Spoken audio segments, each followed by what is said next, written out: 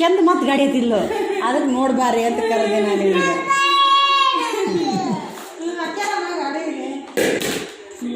Helmet ಹೊಡಿತು.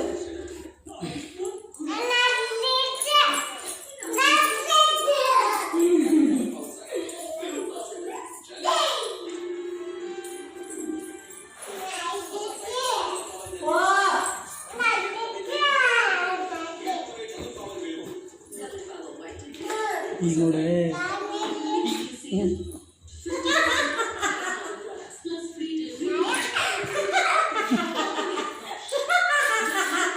ಬರ್ತತ್ತ ನಿನಗೆ ಈ ಟೊಯಸ್ ಹಿಂಗೆ ಮಾಡಕ್ಕೆ ಬರ್ತತ್ತ ನಿನಗೆ.